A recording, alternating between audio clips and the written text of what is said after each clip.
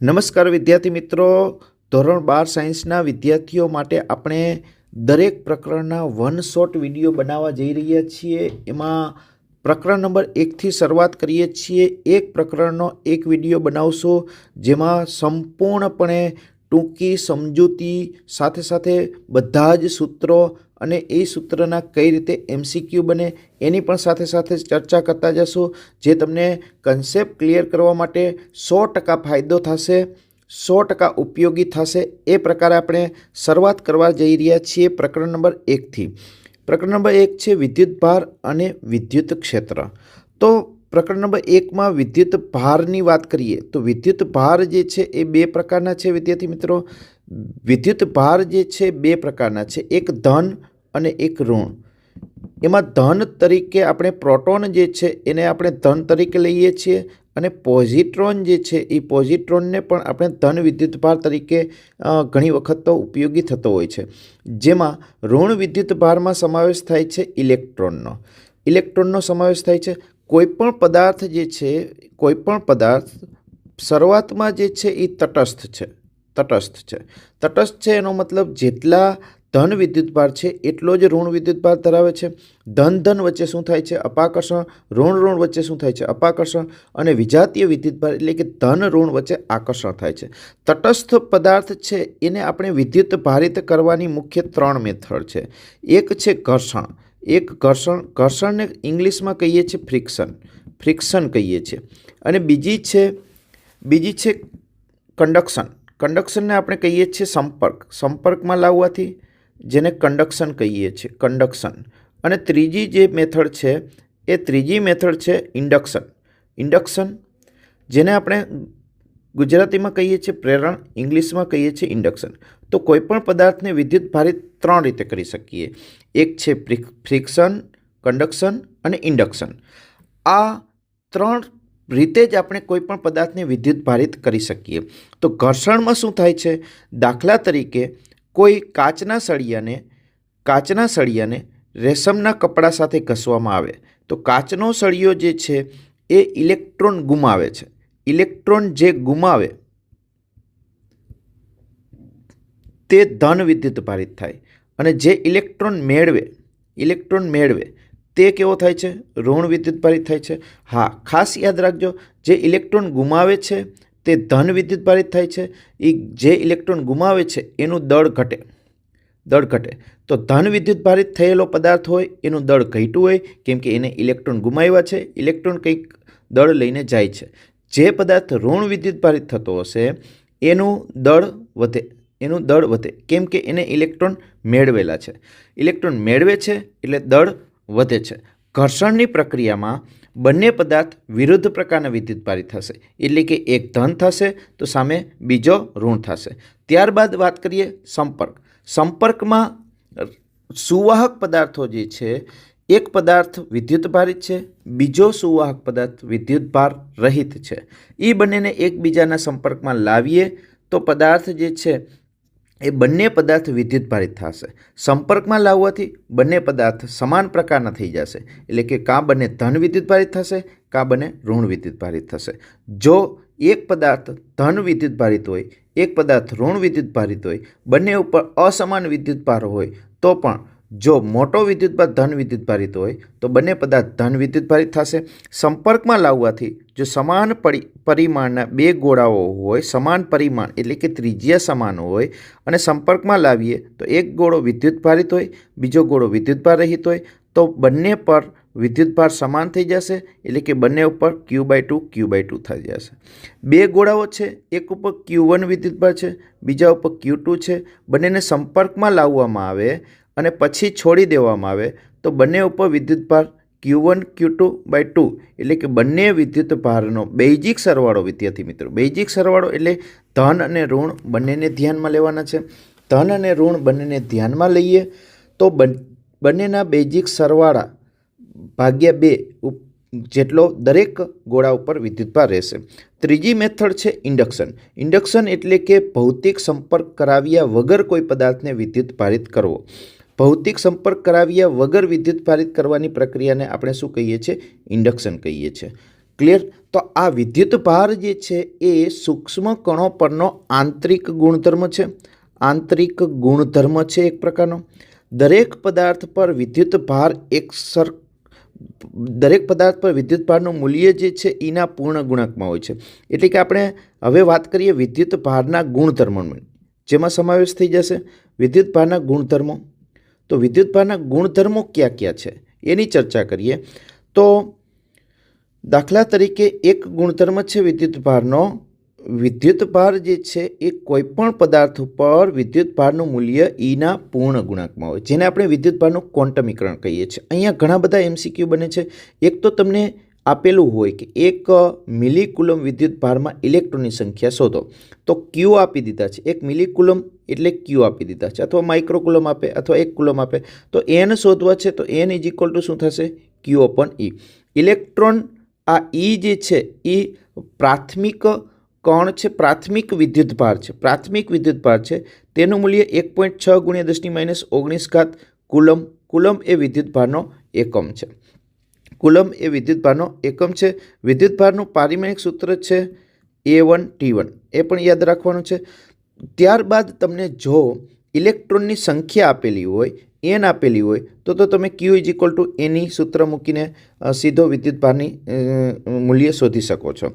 ત્યારબાદ દળની વાત કરીએ તો કુલ દળ કેટલું? તો કે 1 ઇલેક્ટ્રોનનું દળ me છે, તો n ઇલેક્ટ્રોનનું દળ n me થઈ જાય. તો એ ઇલેક્ટ્રોન ટ્રાન્સફર થયા છે. તમને પૂછ્યું હોય કે ઇલેક્ટ્રોનની સંખ્યા 1.5 × 10⁻10 ઇલેક્ટ્રોનની સંખ્યા છે એ ટ્રાન્સફર થઈ છે, તો એ પદાર્થમાં દળ કેટલું ટ્રાન્સફર થયું, એટલે કે દળમાં કેટલો ફેરફાર થયો, વધારો થયો અથવા ઘટાડો થયો. તો m = n me સૂત્રનો ઉપયોગ કરી અને તમે સીધું દળ શોધી શકો. એક ગુણધર્મ વિદ્યુત ભારના ક્વોન્ટમીકરણ કીધો. બીજો ગુણધર્મ છે વિદ્યુત ભારનો સંરક્ષણ થાય છે. વિદ્યુત ભારનું શું થાય છે? સંરક્ષણ. સંરક્ષણ થવું મતલબ કે વિદ્યુત ભાર આપણે ઉત્પન્ન કરી શકતા નથી કે વિદ્યુત ભારનો નાશ થતો નથી. હંમેશા વિદ્યુત ભાર જોડીમાં જ ઉત્પન્ન થાય છે. જો એક પ્લસ વિદ્યુત ભાર ઉત્પન્ન થયો હશે તો સામે કોઈ જગ્યાએ E- વિદ્યુત ભાર ઉત્પન્ન થયો હશે, અને નાશ પામે તો E+ અને E- ને એક જગ્યાએ ભેગા કરી નાખો તો એનું મૂલ્ય જે છે એ શૂન્ય થઈ જાય છે. કેમ કે પ્રોટોન પરના વિદ્યુત ભારનું મૂલ્ય પણ 1.6 × 10⁻19 છે. ઇલેક્ટ્રોન પરનો વિદ્યુત ભારનું મૂલ્ય પણ એ જ છે. પણ એક ધન લેવામાં આવે છે, એક ઋણ લેવામાં આવે છે. ત્યારબાદ વિદ્યુત ભારોનો બેઇઝિક સરવાળો થાય છે. બેઇઝિક સરવાળો. અને વિદ્યુત ભાર સંરક્ષણનો નિયમ પણ છે કે બેઇઝિક સરવાળો શૂન્ય હોય છે. બરાબર છે? બેઇઝિક સરવાળો કરવામાં આવે છે. વિદ્યુત ભાર એ અદિશ રાશિ છે. કેવી રાશિ છે? અદિશ રાશિ છે. આ વિદ્યુત ભારોના ગુણધર્મો છે. બીજો એક અહીંયા તમને કહી દઉં તો જે વિદ્યુત ભારનું ક્વોન્ટમીકરણ છે એનો સૂક્ષ્મ સ્તરે અભ્યાસ કરવામાં આવે છે. સ્થૂળ સ્તરે આપણે વિદ્યુત ભારના ક્વોન્ટમીકરણને અવગણીએ છીએ, કારણ કે આપણે વ્યવહારમાં માઇક્રોકુલમમાં કામ કરતા હોય તો 1 માઇક્રોકુલમ એટલે 10⁻6 કુલમ. તો 10⁻6 કુલમ તમે મૂકો તો n શોધવા હોય તો Q/E આપણું સૂત્ર છે. અહીંયા 10⁻6, નીચે ઇલેક્ટ્રોનનો વિદ્યુત ભાર 1.6 × 10⁻19, 10⁻19 ઉપર જાય તો 10⁻13.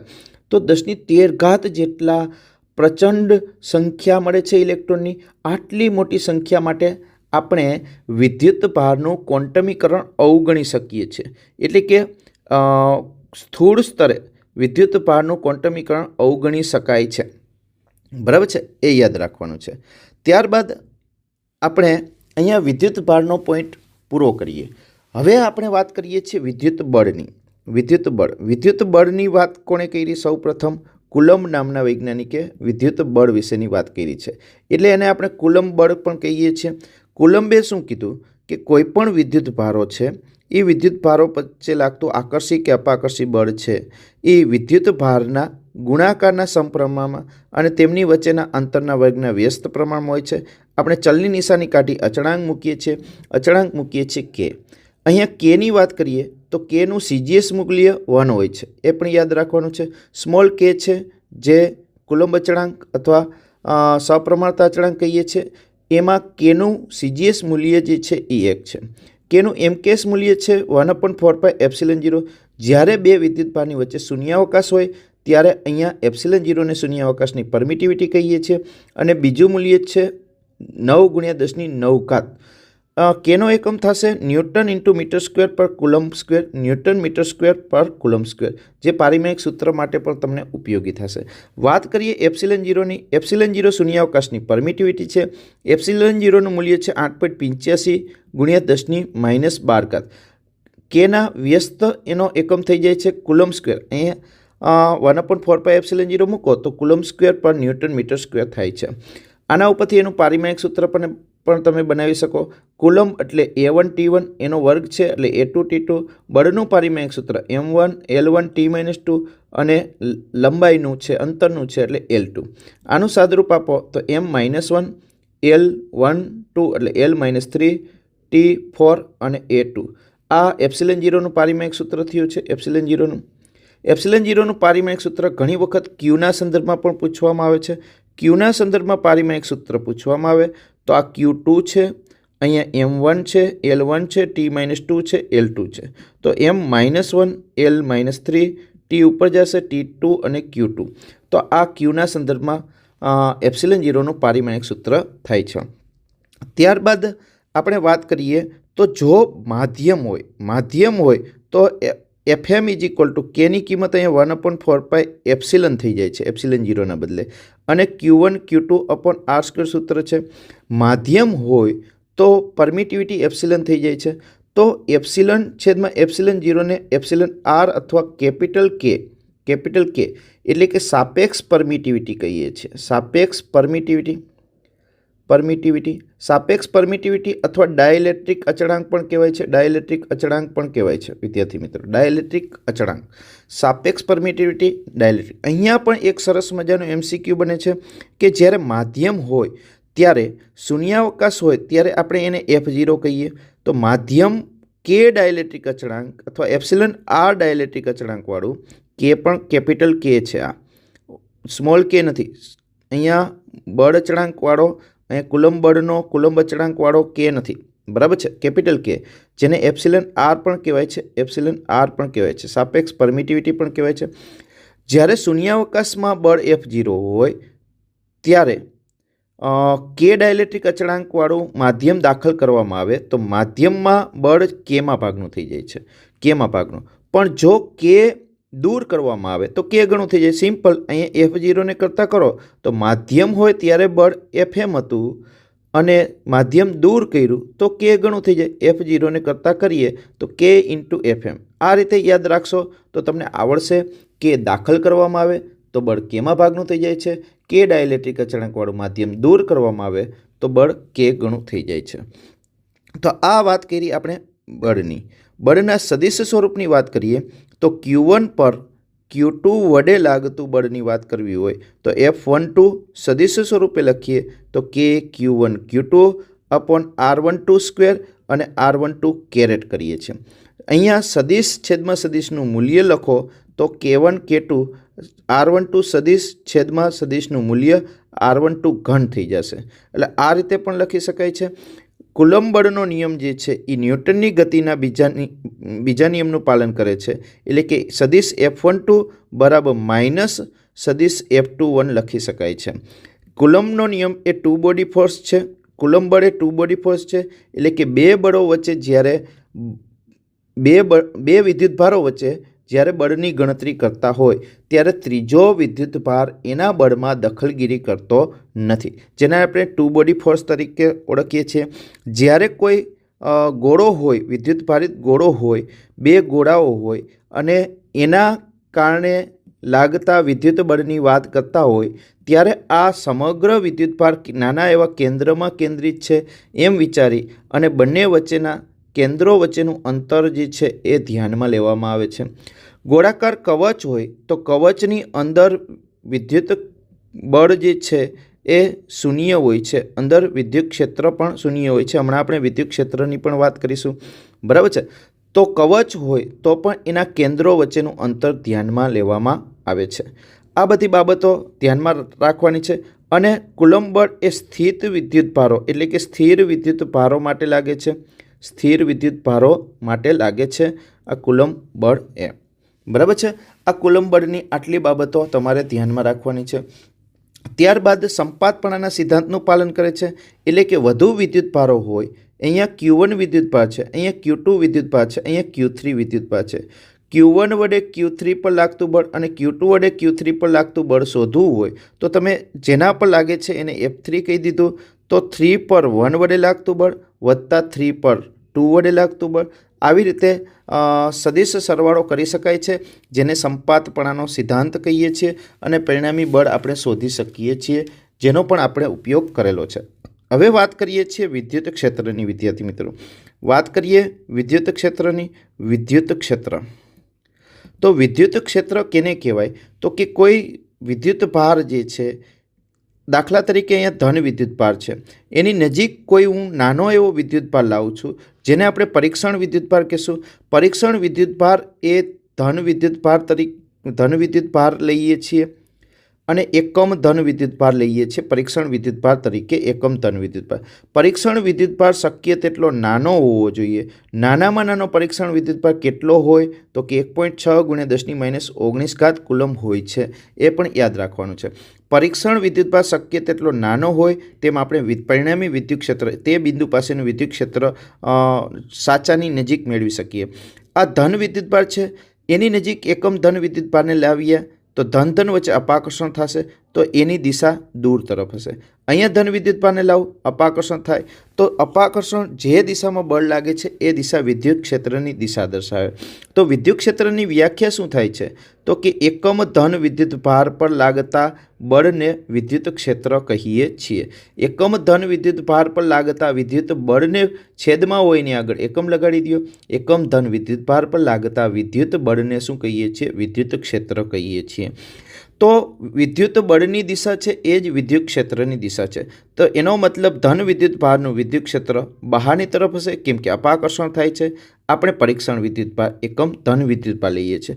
ધન વિદ્યુત ભારનું વિદ્યુત ક્ષેત્ર બહાર તરફ છે. એ જ રીતે ઋણ વિદ્યુત ભાર હોત જો, અને અહીંયા પરીક્ષણ વિદ્યુત ભાર એકમ ધન વિદ્યુત ભાર લીધો હોત, આ પ્લસ છે તો એ ઋણ તરફ આકર્ષાત, તો વિદ્યુત ક્ષેત્ર અંદર તરફ છે. ઋણ વિદ્યુત ભારમાં વિદ્યુત ક્ષેત્ર અંદર તરફ હોય છે, બરાબર. ઋણ વિદ્યુત ભારમાં વિદ્યુત ક્ષેત્ર અંદર તરફ હોય. એક વખત વિદ્યુત ક્ષેત્ર નક્કી થઈ જાય પછી આપણે બળ આરામથી શોધી શકીએ છીએ. કોઈપણ વિદ્યુત ભાર પર લાગતું બળ શોધી શકીએ છીએ, કેમ કે તે બિંદુ પાસેનું વિદ્યુત ક્ષેત્ર જાણો છો. તો F = Q0E અથવા F = QE, આને આપણે બળનું સૂત્ર કહીએ છીએ. જેમ આપણે ગુરુત્વ પ્રવેગ G જાણતા હોય તો કોઈપણ પદાર્થ ઉપર, કોઈપણ m દળના પદાર્થ ઉપર લાગતું ગુરુત્વાકર્ષણ બળ શોધવું હોય તો F = mg કરીએ છીએ. એવી જ રીતે F = QE મહત્વનો છે. આ પણ MCQ પૂછાય છે. કોઈ m દળનું બુંદ છે, એને કેટલું વિદ્યુત ક્ષેત્ર આપીએ કે જે સંતુલિત સ્થિતિમાં રહીએ. સંતુલિત સ્થિતિમાં રહીએ તો તમારે mg બરાબર શું કરવાના છે? QE કરવાના છે. જો તમને Q શોધવાનો કહીએ તો Qને કરતા કરો, E શોધવાનો કહીએ તો Eને કરતા કરો, તો mg/Q. આ બે બળોની સરખામણી કરી છે. એક છે ગુરુત્વાકર્ષણ બળ અને એક વિદ્યુત બળ QE. આ બે બળની સરખામણી કરવાથી તમે જે વિદ્યુત ક્ષેત્ર માટે તે સંતુલિત સ્થિતિમાં રહીએ એ શોધી શકો છો. ત્યારબાદ વિદ્યુત ક્ષેત્ર રેખાઓ જે છે એની બીજી લાક્ષણિકતાની થોડીક વાત કરી દઈએ, જે મોસ્ટ ઇમ્પોર્ટન્ટ પોઈન્ટ છે અને MCQમાં પણ વારંવાર આવતો હોય છે. વિદ્યુત ક્ષેત્ર રેખાઓ હંમેશા ધનમાંથી નીકળી અને ઋણમાં અંત પામે છે. ધન એકલો હોય તો ધનમાંથી નીકળી અનંત સુધી જાય, ઋણ એકલો હોય તો અનંતથી ઋણ સુધી આવે છે. વિદ્યુત ક્ષેત્ર રેખાઓ ક્યારેય છેદતી નથી. જો છેદે તો બે સ્પર્શક મળે. એક બિંદુ પાસે બે દિશા શક્ય નથી. વિદ્યુત ક્ષેત્ર રેખાને દોરેલો સ્પર્શક તે બિંદુ પાસે શું બતાવે છે? વિદ્યુત ક્ષેત્રની દિશા દર્શાવે છે, બરાબર છે. વિદ્યુત ક્ષેત્ર રેખાઓ જો ગીચોગીચ હોય, ગીચતા વધુ તો પ્રબળ અને ગીચતા ઓછી તો નિર્બળ હોય છે. સમાન વિદ્યુત ક્ષેત્ર માટે વિદ્યુત ક્ષેત્ર રેખાઓ એકબીજાને સમાંતર અને એકબીજાથી સમાન અંતરે હોય તો એ વિદ્યુત ક્ષેત્ર સમાન વિદ્યુત ક્ષેત્ર છે એમ કહી શકાય. તો આ વાત કરી આપણે વિદ્યુત ક્ષેત્રની. વિદ્યુત ક્ષેત્ર માટે પણ આપણે સંપાતપણાનો સિદ્ધાંત લાગુ પાડી શકીએ છીએ વિદ્યાર્થી મિત્રો. હવે થોડી વાત કરી દઈએ આપણે વિદ્યુત ક્ષેત્રના કારણે ફ્લક્સ વિદ્યુત ફ્લક્સની વાત કરી દઈએ. વિદ્યુત ફ્લક્સ જેને આપણે ફાઈ વડે દર્શાવીએ છીએ, ચુંબકીય ફ્લક્સ એ આવે છે અને વિદ્યુત ફ્લક્સ બંને છૂટું પાડવા માટે અહીંયા ફાઈ ઈ કરતા હોય છે. જ્યારે બંને સાથે આવતા હોય ત્યારે વિદ્યુત ફ્લક્સને ફાઈ ઈ વડે દર્શાવીએ છીએ, ચુંબકીય ફ્લક્સને ફાઈ બી વડે દર્શાવીએ છીએ. તો આ આપણે વાત કરીએ છીએ અત્યારે વિદ્યુત ફ્લક્સની. ફ્લક્સ એટલે ક્ષેત્રફળ સાથે સંકળાયેલી એક ભૌતિક રાશિ છે. ફ્લક્સ એક ગાણિતિક ખ્યાલ આપે છે. તો અહીંયા ફ્લક્સ વિદ્યુત ફ્લક્સનું સૂત્ર છે સદિશ ઈ ડોટ એ. બે સદિશોનો અદિશ ગુણાકાર છે, ડોટ છે, એટલે કે વિદ્યુત ફ્લક્સ જે છે એ કેવી રાશિ છે? અદિશ રાશિ છે. તો અહીંયા ડોટ છે તો શું આવશે? ઈ એ કોસ થીટા આવશે, કેમ કે અહીંયા સમતલ છે. આ સમતલમાંથી આ સમતલ છે એ કોઈપણ સમતલ છે, ક્ષેત્રફળ એ સદિશ રાશિ છે. એનો સદિશ એને લંબ દિશામાં હોય છે. આ ક્ષેત્રફળ સદિશ રાશિ છે. અને જો વિદ્યુત ક્ષેત્ર પણ આ દિશામાં હોય તો આ સમતલ લંબ છે વિદ્યુત ક્ષેત્રને, પણ એનો ક્ષેત્રફળનો સદિશ એને લંબ છે, એટલે એ બે વચ્ચેનો ખૂણો થીટા શૂન્ય લેવાનો છે. જો સમતલ લંબ હોય તો ઈ અને એ વચ્ચેનો ખૂણો થીટા શૂન્ય લ્યો તો ફ્લક્સ જે છે એ મહત્તમ મળે, ઈ એ મળે. બરાબર છે. જો કંઈક ખૂણો હોય તો એ જ ખૂણો છે એના ઉપર આધાર રાખશે, એટલે ઈ એ કોસ થીટા ઉપર આધાર રાખશે. તો આને આપણે વિદ્યુત ફ્લક્સ કહીએ છીએ. વિદ્યુત ફ્લક્સનો એકમ બનાવવો હોય તો એક છે વિદ્યુત ક્ષેત્રના એકમ. વિદ્યુત ક્ષેત્રનો એકમ એફ અપોન ક્યુ ઉપરથી ન્યૂટન પર કુલમ છે. બીજો એકમ વોલ્ટ પર મીટર પણ છે. તો અહીંયા વોલ્ટ પર મીટર ઇન્ટુ મીટર સ્ક્વેર કરો તો એક એકમ થાય છે વોલ્ટ ઇન્ટુ મીટર અને બીજો એકમ થાય છે ન્યૂટન પર કુલમ ઇન્ટુ મીટર સ્ક્વેર. આ કોના એકમની વાત કરી? આપણે વિદ્યુત ફ્લક્સના એકમની. વિદ્યુત ફ્લક્સનું પારિમાણિક સૂત્ર મળે તો આપણે કોઈ પણ પારિમાણિક સૂત્ર બનાવવું હોય તો બળ, કાર્ય, ઉર્જા, ટોર્ક લેતા હોય છે. વિદ્યુત ક્ષેત્ર પાસે બળ છે, હા, એફ અપોન ક્યુ ઇન્ટુ એ. બળનું પારિમાણિક સૂત્ર M1 L1 T-2, ક્ષેત્રફળનું L2 અને વિદ્યુત ભારનું A1 T1 છે. આનું સાદુરૂપ આપીએ તો M1 L3 T-3 અને A-1, જે કોનું પારિમાણિક સૂત્રથી? વિદ્યુત ફ્લક્સનું પારિમાણિક સૂત્ર છે. પારિમાણિક સૂત્ર બનાવતા શીખી જશો તો એ તમને સરળ પડશે અને ઉપયોગી થશે. આ આપણે વાત કરી વિદ્યુત ફ્લક્સની વાત કરી. હવે આપણે વાત કરીએ થોડી વિદ્યુત ડાયપોલની. વિદ્યુત ડાયપોલની વાત કરી દઈએ. વિદ્યુત ડાયપોલ. વિદ્યુત ડાયપોલ શું છે? તો કે વિજાતીય વિદ્યુત ભારો, એક પ્લસ ક્યુ હોય, એક માઇનસ ક્યુ હોય, એને એકબીજાથી પરિમિત અંતરે રાખેલા હોય તો એનાથી બનતી રચના એ રચનાને આપણે વિદ્યુત ડાયપોલ કહીએ છીએ. તો પરિમિત અંતરે 2a લેવામાં આવે છે. કેમ? તો કે આપણે ડાયપોલનો ઉપયોગ કરીએ એમાં વચ્ચેના મધ્ય બિંદુનો ઉપયોગ કરતા હોય છે. મધ્ય બિંદુથી આ અંતર a અને આ અંતર a, એવા અર્થમાં આપણે 2a લઈએ છીએ. પણ જ્યારે બે વિદ્યુત ભારો વચ્ચેનું અંતર તમને આપેલું હોય કોઈ પણ દાખલામાં કે MCQમાં, તો તમારે ડાયરેક્ટ 2a બરાબર મૂકવાના છે. દાખલા તરીકે બે વિદ્યુત ભાર વચ્ચેનું 5 સેન્ટીમીટર અંતર આપ્યું હોય તો 2a બરાબર 5 સેન્ટીમીટર લેવાના છે, a બરાબર નહીં. હવે આ રચનાની વાત કરી. દરેક રચના માટે એક ભૌતિક રાશિ હોય છે જે આપણે એનું મૂલ્ય માપવા માટે કે એના વિશે માહિતી પૂરી પાડે છે. તો વિદ્યુત ડાયપોલ માટેની ભૌતિક રાશિ છે વિદ્યુત ડાયપોલ મોમેન્ટ, જેને ચાકમાત્રા પણ કહીએ છીએ. મોમેન્ટ ચાકમાત્રા, અસરકારકતા. તો વિદ્યુત ડાયપોલ મોમેન્ટને આપણે P વડે દર્શાવીએ છીએ. એ વિદ્યુત ડાયપોલ મોમેન્ટ એ સદિશ રાશિ છે અને એની દિશા માઇનસ ક્યુથી પ્લસ ક્યુ તરફ લેવામાં આવે છે, જેનું સૂત્ર થાય છે 2AQ. એની દિશા વિદ્યુત ડાયપોલ મોમેન્ટની દિશા છે ઋણથી ધન તરફ. એ ખાસ યાદ રાખવાની છે. જ્યારે વિદ્યુત ડાયપોલ છે એનો કુલ વિદ્યુત ભાર જે છે એ કુલ વિદ્યુત ભાર શૂન્ય હોય છે. કુલ વિદ્યુત ભાર કેવો હોય છે? વિદ્યુત ડાયપોલનો શૂન્ય હોય છે. પરંતુ કુલ વિદ્યુત ક્ષેત્ર નોટ ઇક્વલ ટુ 0. કેમ? તો કે બંને વિદ્યુત ભારના સ્થાન એક જગ્યાએ નથી. તો વિદ્યુત ડાયપોલને કંઈક વિદ્યુત ક્ષેત્ર હોય છે. હવે વિદ્યુત ક્ષેત્ર કઈ તરફ હોય છે? તો કે વિદ્યુત ક્ષેત્ર ધનથી ઋણ તરફ હોય છે. કોણ? વિદ્યુત ક્ષેત્ર. બરાબર છે. જ્યારે વિદ્યુત ડાયપોલ મોમેન્ટ ઋણથી ધન તરફ હોય છે, એ યાદ રાખવાનું છે. ત્યારબાદ બિંદુવત ડાયપોલની વાત કરીએ. એની શરત પણ આવતી હોય છે. બિંદુવત ડાયપોલ કેને કહેવાય? બિંદુવત ડાયપોલ કેને કહેવાય? તો કે બંને વિદ્યુત ભારો વચ્ચેનું અંતર જે છે એ ઓછામાં ઓછું હોય. આ 2a અંતર છે ઓછામાં ઓછું હોય એટલે કે 2a ટેન્સ ટુ 0 હોય અને વિદ્યુતભાર મોટામાં મોટો હોય એટલે કે q ટેન્સ ટુ ઇન્ફિનિટી હોય તો આ શરતને આપણે બિંદુવત ડાયપોલની શરત તરીકે ઓળખીએ છીએ વિદ્યાર્થી મિત્રો. બરાબર છે.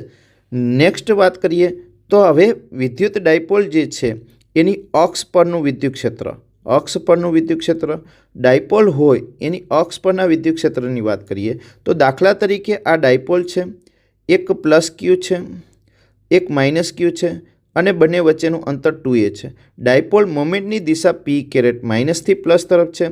તો વચ્ચે તો વિદ્યુતભાર ડાયપોલની વચ્ચે તો જગ્યા જ નથી એટલે વચ્ચે તો વિદ્યુતભાર રાખી શકતા નથી. તો આ એમાંથી પસાર થતી એક અક્ષ છે, આ અક્ષ છે. બરાબર છે.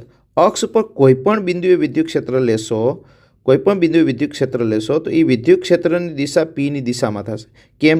તો કે ભાઈ વિદ્યુત ક્ષેત્ર રેખાઓ હંમેશા ધનમાંથી નીકળે છે, આ ધનમાંથી નીકળે છે, આ ધનમાંથી નીકળે છે, ઋણમાં જાય છે, ધનમાંથી નીકળી અને આ ઋણમાં જાય છે, ધનમાંથી નીકળી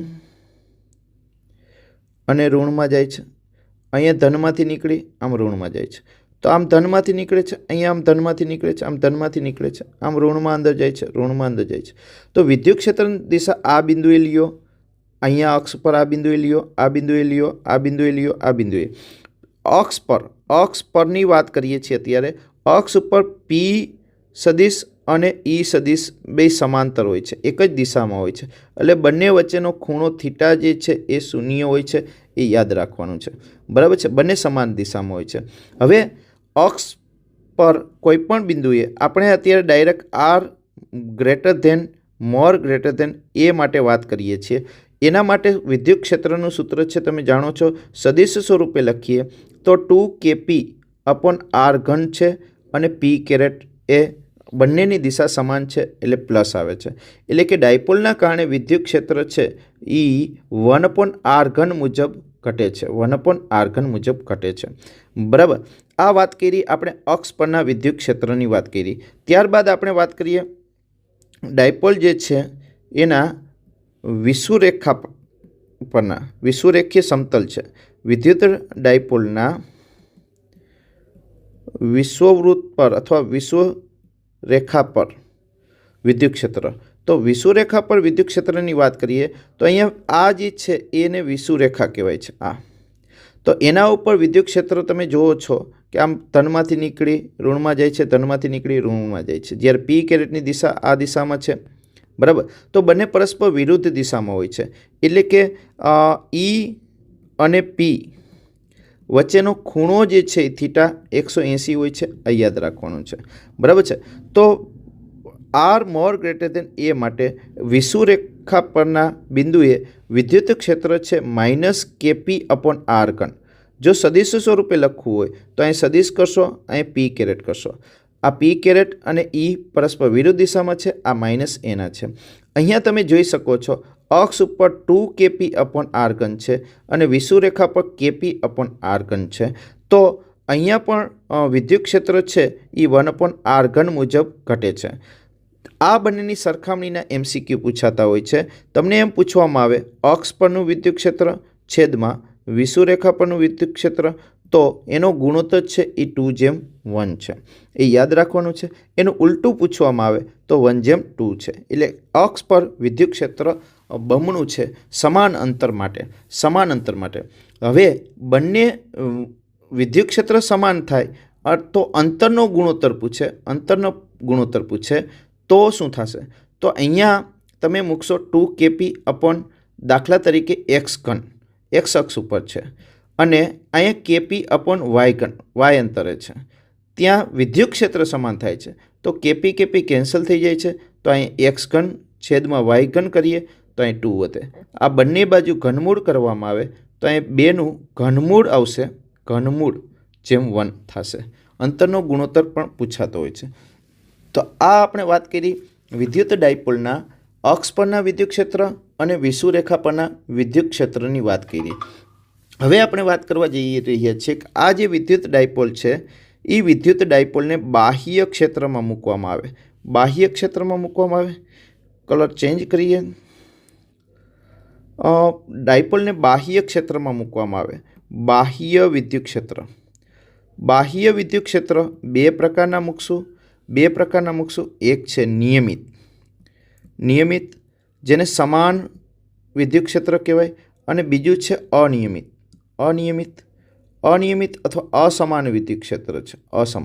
સમાન વિદ્યુત ક્ષેત્ર કેને કહેવાય? તો કે જેની ક્ષેત્ર રેખાઓ એકબીજાને સમાંતર અને સમાન અંતરે હોય એને સમાન કહેવાય.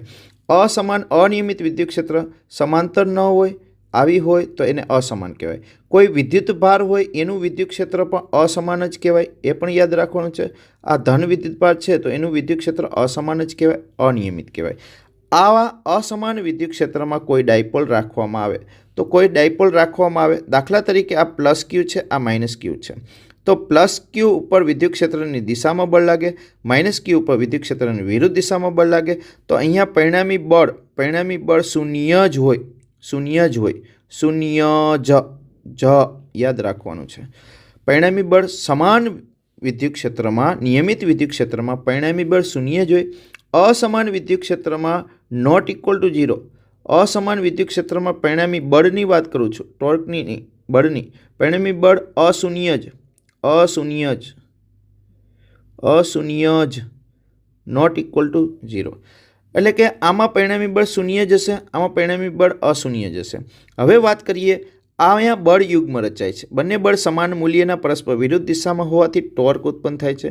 એ ટોર્કનું સૂત્ર મળે છે, ટોર્ક સદિશ સ્વરૂપે મળે છે, સદિશ P ક્રોસ E મળે છે, જેને ટોર્ક સદિશ રાશિ હોવાથી સદિશ ગુણાકાર છે, PE sin થીટા કહીએ છીએ. આમાં પણ ટોર્કનું સૂત્ર એ જ મળવાનું છે, P ક્રોસ E જ મળવાનું છે. અહીંયા અનિયમિત વિદ્યુત ક્ષેત્રમાં પણ ટોર્ક લાગશે. બંનેમાં ટોર્ક જે છે એ શેના ઉપર આધાર રાખે છે? ગોઠવણી પર આધારિત છે.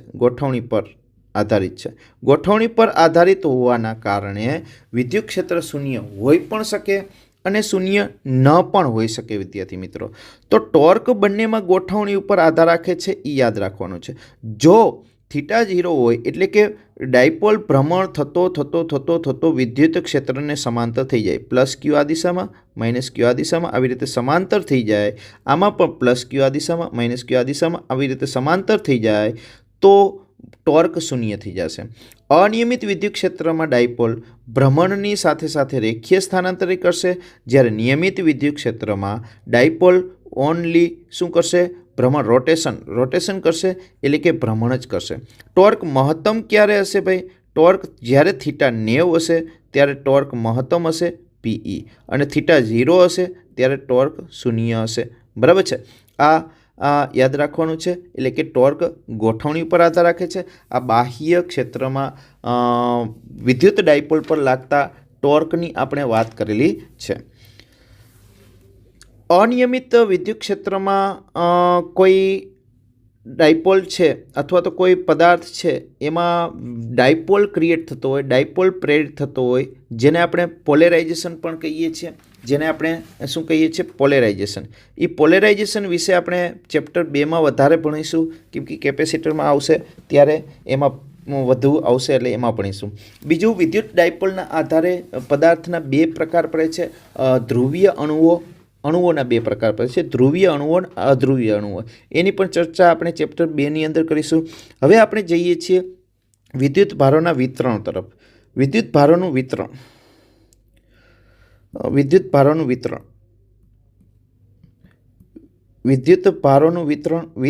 જે છે એ 3 રીતે થાય છે. એક રેખીય વિતરણ. એના ઉપરથી રેખીય વિદ્યુત ભાર ઘનતા એક ભૌતિક રાશિ આપણે લઈએ છીએ. રેખીય વિદ્યુત ભાર ઘનતાને આપણે લેમ્બડા કહીએ છીએ. તો રેખીય વિદ્યુત ભાર ઘનતા લેમ્બડાને શું કહેવાય? તો કે વિદ્યુત ભારના છેદમાં લંબાઈ, એકમ લંબાઈ દીઠ રહેલા વિદ્યુત ભારને આપણે રેખીય વિદ્યુત ભાર ઘનતા કહીએ છીએ. તો એનો એકમ શું થશે? તો કે કુલમ પર મીટર થશે. એનું પારિમાણિક સૂત્ર શું થશે? A1 T1 અને L1, કેમ કે નીચે લંબાઈ છે તો એનું પારિમાણિક સૂત્ર L1 T1 A1 થશે. બરાબર છે? આ રેખીય વિદ્યુત ભાર ઘનતા છે. ત્યારબાદ રેખીય વિદ્યુતભાર ઘનતા એટલે કોઈ રેખામાં વિદ્યુતભાર પથરાયેલો હોય તો એને રેખીય વિદ્યુતભાર ઘનતા કહેવાય. એટલે કે આના ઉપર વિદ્યુતભાર પ્લસ પ્લસ પ્લસ પ્લસ કોઈ એક રેખા ઉપર, રેખા એટલે સીધી જ રેખા હોય એવું જરૂરી નથી, વર્તુળાકાર હોય તો એ રેખીય વિદ્યુતભાર ઘનતા ધરાવે છે એવું કહેવાય. બરાબર છે. ત્યારબાદ બીજો પ્રકાર જોઈએ. બીજો પ્રકાર છે પૃષ્ઠ વિદ્યુતભાર ઘનતા. પૃષ્ઠ વિદ્યુતભાર ઘનતા. પૃષ્ઠ વિદ્યુતભાર ઘનતા જેની સંજ્ઞા આપણે સિગ્મા છે. Sigma is equal to Q upon L square અથવા એ. જો એ જુદા જુદા હોઈ શકે વિદ્યાર્થી મિત્રો. જો વર્તુળ હોય તો એ જે છે એ પાઈ આર સ્ક્વેર હશે. ગોળો હોય તો એનું કામ કરશે 4 પાઈ આર સ્ક્વેર કરશે ગોળો હોય તો. નળાકાર હોય તો નળાકારની વક્ર સપાટીનું ક્ષેત્રફળ હશે 2 પાઈ આર. બરાબર. પરિઘ ગુણ્યા લંબાઈ 2 પાઈ આર એલ વક્ર સપાટીનું ખાલી ક્ષેત્રફળ અને કુલ ક્ષેત્રફળ. એટલે જુદા જુદા ક્ષેત્રફળનો ઉપયોગ થાય. ચોરસ હોય તો અહીંયા એલ સ્ક્વેર હોય તો જુદા જુદા ક્ષેત્રફળનો ઉપયોગ થતો હોય છે. એનો એકમ થઈ જશે કુલમ પર મીટર સ્ક્વેર થઈ જશે. એના ઉપરથી પારિમાણિક સૂત્ર તમે બનાવી શકશો. આ પૃષ્ઠ વિદ્યુતભાર ઘનતા છે. પૃષ્ઠ વિદ્યુતભાર ઘનતા. ત્યારબાદ ત્રીજી ઘનતાની વાત કરીએ તો ત્રીજી ઘનતા છે કદ વિદ્યુતભાર ઘનતા. કદ વિદ્યુતભાર ઘનતા. કદ વિદ્યુતભાર ઘનતા એટલે વિદ્યુતભારના છેદમાં કદ આવશે. પૃષ્ઠ વિદ્યુતભાર ઘનતા એટલે વિદ્યુતભારના છેદમાં ક્ષેત્રફળ છે. પૃષ્ઠ એટલે રેખીય વિદ્યુતભાર ઘનતા એટલે વિદ્યુતભારના છેદમાં લંબાઈ છે. તો અહીંયા કદ વિદ્યુતભાર ઘનતા એટલે વિદ્યુતભારના છેદમાં શું આવશે? કદ, જેને આપણે ક્યુ અપોન વી વડે દર્શાવીએ છીએ અને કદ વિદ્યુતભાર ઘનતાને રો કહીએ છીએ. એકમ થઈ જશે કુલમ પર મીટર ઘન અને એના ઉપરથી પારિમાણિક સૂત્ર A1 T1 અને L-3 બનાવી શકશો. અહીંયા પણ L-1 આવશે. L-1 આવશે. અહીંયા પણ શું થશે? L-2 A1 T1 થઈ જશે. L-2 A1 T1. બરાબર છે, કેમ કે છેદમાં છે એટલે. તો કદ વિદ્યુતભાર ઘનતાની વાત કરીએ તો કદ વિદ્યુતભાર ઘનતામાં કદ ગોળો હોય, ગોળો તો એ કદની જગ્યાએ એનું કદનું સૂત્ર 4/3 પાઈ આર ઘન લેવું પડશે વિદ્યાર્થી મિત્રો. અને એમાં રહેલા વિદ્યુતભારની ગણતરીઓ લેવામાં આવતી હોય છે. એટલે કે લંબઘન આપ્યો હોય, સમઘન આપ્યો હોય. લંબઘન આપ્યો હોય તો LBH લઈએ છીએ, સમઘન આપ્યો હોય તો L ઘન લઈએ છીએ. આવા કદના સૂત્રનો ઉપયોગ કરવાનો થતો હોય છે અને એના વિદ્યુતભારની ગણતરી કરવાની આવતી હોય છે. ત્યારબાદ આપણે વાત કરવાના છીએ ગોસનો નિયમ. વિદ્યુત ફ્લક્સ માટે એટલે કે વિદ્યુત ક્ષેત્ર માટે ગોસનો નિયમ. કોના માટે? વિદ્યુત ક્ષેત્ર માટે. કેમ કે ચુંબકીય ક્ષેત્ર માટે પણ ગોસનો નિયમ આવે છે. વિદ્યુત ક્ષેત્ર માટે ગોસનો નિયમ. ગોસનો નિયમ શું છે? તો કે ગોસનો નિયમ ફ્લક્સ માટે છે અને કોના માટે છે? તો કે વિદ્યુત ક્ષેત્રનું પૃષ્ઠ સંકલન DS પણ કહી શકો, DA પણ કહી શકો. તેનું બંધ સંકલન કરવામાં આવે તો એનો રિઝલ્ટ એને એવું મળ્યું Q અપોન એપ્સિલન 0. ગોસને આવું કંઈક રિઝલ્ટ મળે છે. આ ફ્લક્સનું સૂત્ર છે. આ ફ્લક્સનું સૂત્ર છે ફાઈ બરાબર E.ds. એટલે કે બંધ પૃષ્ઠ સંકલન જે છે એ કેટલું હોય? વિદ્યુત ક્ષેત્રનું બંધ પૃષ્ઠ સંકલન એ બંધ પૃષ્ઠમાં ઘેરાતા વિદ્યુત ભારોનો બેઝિક સરવાળો. અહીંયા સિગ્મા પણ મૂકી શકો.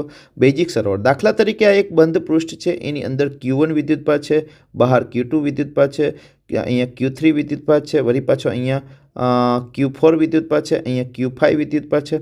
આવી રીતે વિદ્યુતભારો છે. આ ડાબી બાજુનું પદ છે, આ જમણી બાજુનું પદ છે. જો ડાબી બાજુના પદનો ઉપયોગ કરીને તમારે ફ્લક્સ શોધવું હોય તો આ બધા જ વિદ્યુતભારો જે છે એના કારણે ઉદ્ભવતું પરિણામી વિદ્યુત ક્ષેત્ર ધ્યાનમાં લેવામાં આવે છે. પણ જો આ તમારે જમણી બાજુનો ઉપયોગ કરીને ફ્લક્સ શોધવું હોય એટલે કે ફાઈ બરાબર તમારે E.ds વાપરવો હોય તો બધા વિદ્યુતભારોનું પરિણામી વિદ્યુત ક્ષેત્ર બધા કોણ? તો કે આ જે પૃષ્ઠ આપ્યું છે એની અંદર રહેલો Q1 Q4 અને બહાર રહેલા Q2 Q3 અને Q5 એ બધા જ વિદ્યુતભારોનું પરિણામી વિદ્યુત ક્ષેત્ર ધ્યાનમાં લઈને ફ્લક્સ શોધવામાં આવે. પણ જમણી બાજુના પદનો ઉપયોગ કરવો હોય તો તમારે શું કરવાનું છે ભાઈ? તો તમારે અંદરના વિદ્યુતભાર જે છે Q1 અને Q4 એનો જ બેઝિક સરવાળો અહીંયા લેવાનો છે અને શૂન્યાવકાશની પરમિટિવિટી એપ્સિલન 0નો ગુણોત્તર છે એ ફ્લક્સ આપે છે. એટલે કે ફાઈ બરાબર Q અપોન એપ્સિલન 0. આ સૂત્ર પણ મહત્વનું છે. ખાલી વિદ્યુતભાર આપ્યો હોય તો બંધ પૃષ્ઠમાં વિદ્યુતભાર તમે જાણતા હોય તો તમે ફ્લક્સ શોધી શકો, કારણ કે એપ્સિલન 0 તો અચળ છે, એનું મૂલ્ય તો તમે જાણો જ છો, 8.85 × 10⁻12 કુલમ સ્ક્વેર પર ન્યૂટન મીટર સ્ક્વેર, બરાબર છે। તો આ રીતે ખાલી વિદ્યુતભાર જાણવાથી ફ્લક્સ શોધી શકાય છે અને ફ્લક્સ જાણવાથી વિદ્યુતભાર શોધી શકાય છે। તો અહીંયા જે વિદ્યુતભાર ધ્યાનમાં લેવાનો છે એ અંદરનો વિદ્યુતભાર જ ધ્યાનમાં લેવાનો છે।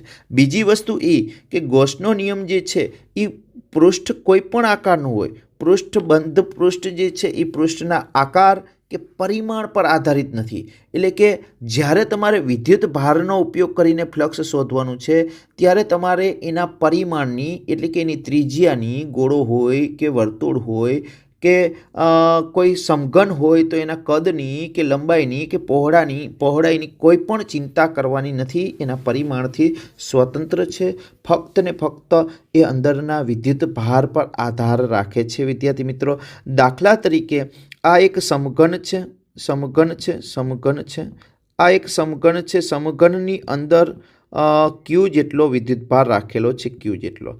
તો તમને એક સપાટીમાંથી પસાર થતું ફ્લક્સ પૂછે, પહેલાં તો કુલ ફ્લક્સ પૂછે તો તમે શું કરશો, ફાઈ બરાબર Q/ε0 કહેશો, બરાબર છે, કુલ ફ્લક્સ પૂછે તો।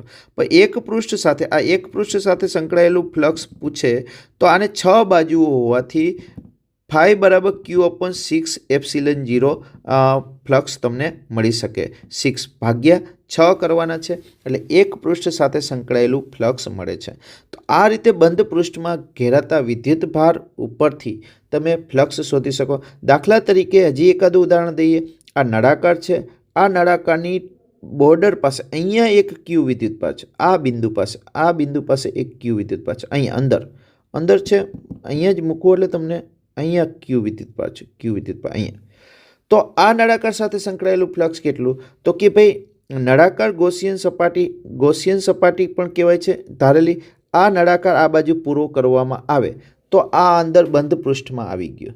હવે આખા નળાકાર માટે Q/ε0 છે, તો આપણે જે આપેલ નળાકાર છે એ તો અડધો છે, તો એના ભાગમાં અડધું આવશે, તો આપણે જે આપેલ નળાકાર છે એના માટે Q/2ε0 થશે, આના માટે Q/2ε0 હશે અને આના માટે Q/2ε0, તો ટોટલ આખા નળાકાર માટે Q/ε0, એટલે આપણે જે આપેલ છે એના માટે Q/2ε0 થાય।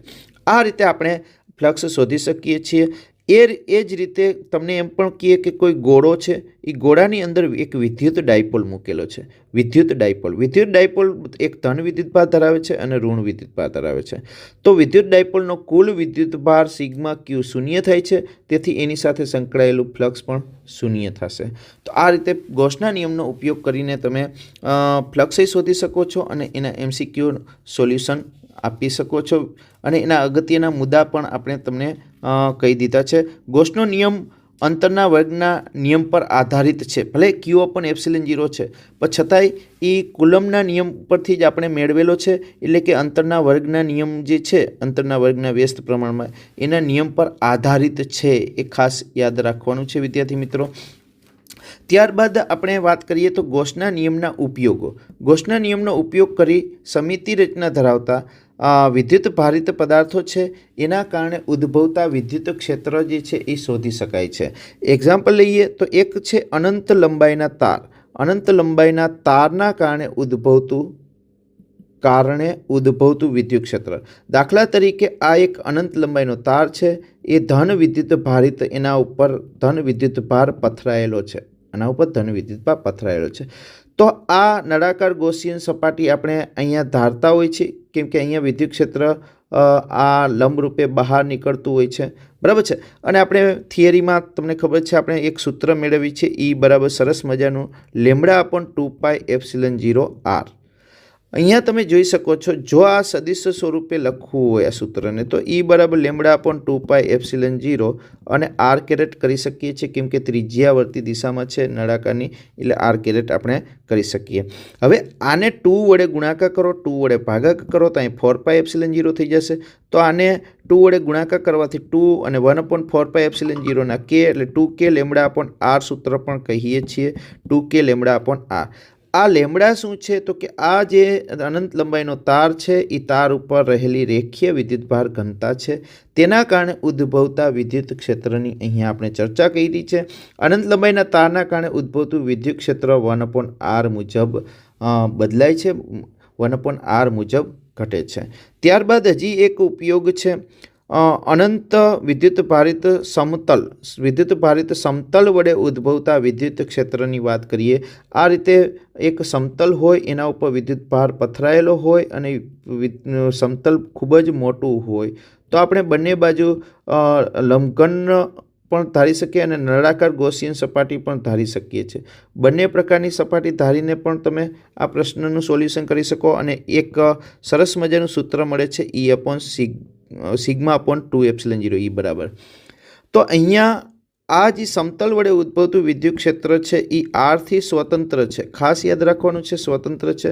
તો એ સદિશ રાશિ છે? તો કે હા, એની સદિશની દિશા જે છે એને લંબ હોય છે, એટલે અહીંયા n કેરેટ કરીએ છીએ. n કેરેટ જે છે એ સમતલને લંબ દિશાનું સૂચન કરે છે, સમતલને લંબ દિશાનું સૂચન કરે છે, જે આરથી સ્વતંત્ર છે, આર પર આધારિત નથી. અનંત સમતલ વડે ઉદ્ભવતું વિદ્યુત ક્ષેત્ર છે એ આરથી સ્વતંત્ર છે, એ યાદ રાખવાનું છે વિદ્યાર્થી મિત્રો.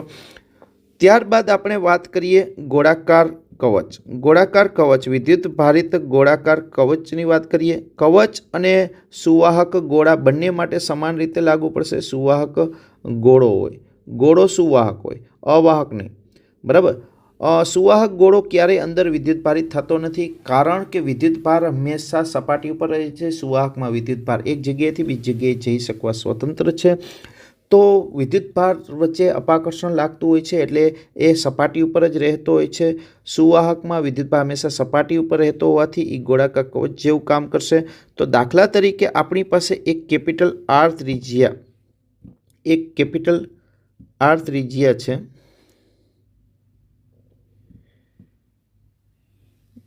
બરાબર. કેપિટલ આર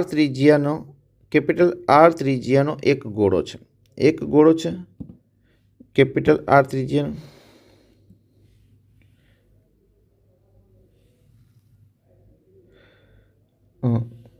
આ આર ત્રિજ્યાનો ગોળો છે. હવે એની સપાટી ઉપર વિદ્યુતભાર છે, આની સપાટી ઉપર વિદ્યુતભાર છે, ધન વિદ્યુતભાર સપાટી ઉપર છે. તો આના બે ભાગ પાડી દઈએ. એક તો સ્મોલ આર ને આપણે અંતર કહી દઈએ, તો small R less than R, એટલે કે અંદરના ભાગમાં. તો અંદરના ભાગમાં તમે ગૌસિયન સપાટી ધારવામાં આવે, અંદરના ભાગમાં તમે ગૌસિયન સપાટી લ્યો, અંદરના ભાગમાં સ્મોલ આર અંતરની ગૌસિયન સપાટી લેવામાં આવે, તો એની અંદર ઘેરાતો વિદ્યુતભાર શૂન્ય છે, તેથી એની સાથેનું ફ્લક્સ શૂન્ય છે, તેથી અંદરના ભાગમાં વિદ્યુત ક્ષેત્ર શૂન્ય છે.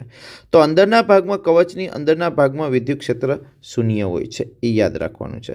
હવે જો તમે R greater than capital R કરો, એટલે કે સ્મોલ આર અંતર જે છે એ બહાર લ્યો, તો બહારના ભાગમાં તમે આ ગૌસિયન સપાટી ધારો, તો બધો જ વિદ્યુત ભાર ધ્યાનમાં લેવામાં આવે. તો અહીંયા જે વિદ્યુત ભાર જે છે એ શેના ઉપરથી મળશે? તો કે σ/4πε0 ઉપર, 4πr² ઉપરથી. કેમ?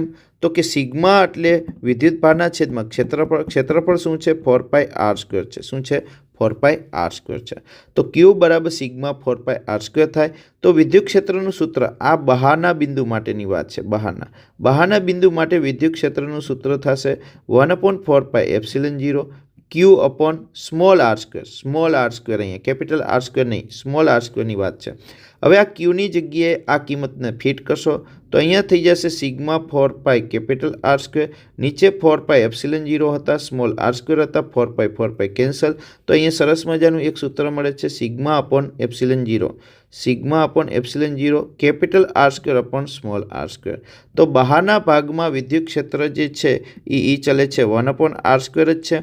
અંદરના ભાગમાં વિદ્યુત ક્ષેત્ર શૂન્ય છે. અને સપાટી પરની વાત કરીએ, સપાટી પર, તો સ્મોલ r બરાબર કેપિટલ R અહીંયા મૂકી દો, તો સપાટી ઉપર વિદ્યુત ક્ષેત્ર σ/ε0 હોય છે, યાદ રાખવાનું છે. તો આનો આપણે વિદ્યુત ક્ષેત્ર વિરુદ્ધ આપણે સરસ મજાનો આપણે ગ્રાફ દોરીએ, વિદ્યુત ક્ષેત્ર વિરુદ્ધ અંતરનો ગ્રાફ દોરીએ. તો અહીંયા દાખલા તરીકે સ્મોલ r બરાબર કેપિટલ R છે, ત્રિજ્યા જેટલું અંતર થઈ જાય છે. તો અંદરના ભાગમાં વિદ્યુત ક્ષેત્ર શૂન્ય છે. અંદરના ભાગમાં વિદ્યુત ક્ષેત્ર શૂન્ય હોવાના કારણે અહીંયા ગ્રાફ આવો આવશે. પછી સપાટી ઉપર મહત્તમ છે, સપાટી પર મહત્તમ આ ત્રુટક રેખા બતાવે છે. અહીંયા બહારના ભાગમાં 1/r² મુજબ ઘટે છે. આમાં અંતર અહીંયા અડાડવાનું નથી, આમાં અંતર ચાલ્યો જશે. બહાર E ચલે છે 1/r² છે, અંદરના ભાગમાં E = 0 છે, 0 છે. બરાબર છે. તો આ ગ્રાફ કવચ માટે તમને જોવા મળશે. ત્યારબાદ નક્કર ગોળો હોય. નક્કર ગોળો આપણી પાઠ્યપુસ્તકમાં નથી, પણ નક્કર ગોળો પૂછે તમને વિદ્યાર્થી મિત્રો, તો તમારે એનો વિદ્યુત ક્ષેત્ર માટેનો આલેખ જે છે એ કંઈક આવો થશે. એનું વિદ્યુત ક્ષેત્રનું સૂત્ર કહી દઉં તો ρ/3ε0 ρ/3ε0 બરાબર R/R3 R/R3 એટલે E ચલે છે સ્મોલ r થશે. અને બહારના ભાગમાં તો આપણે જે સૂત્ર છે એ જ સૂત્ર આવવાનું છે. બરાબર.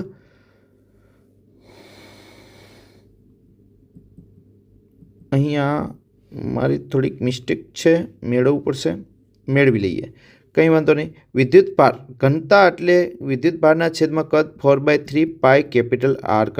તો અહીંયા ક્યુને કરતા કરશો તો ρ4/3 પાઈ R3. તો સિમ્પલ આપણી પાસે વિદ્યુત ક્ષેત્રનું સૂત્ર છે. અંદરના ભાગમાં આપણે શોધવું હોય તો ક્યુ ડેશ થઈ જશે. અહીંયા વિદ્યુત ભાર જે છે એ 1/4πε0 અને ક્યુ ડેશ વિદ્યુત ભાર છે, ક્યુ ડેશ વિદ્યુત ભાર છે છેદમાં r². તો ક્યુ ડેશની જગ્યાએ તમે શું મૂકી શકો?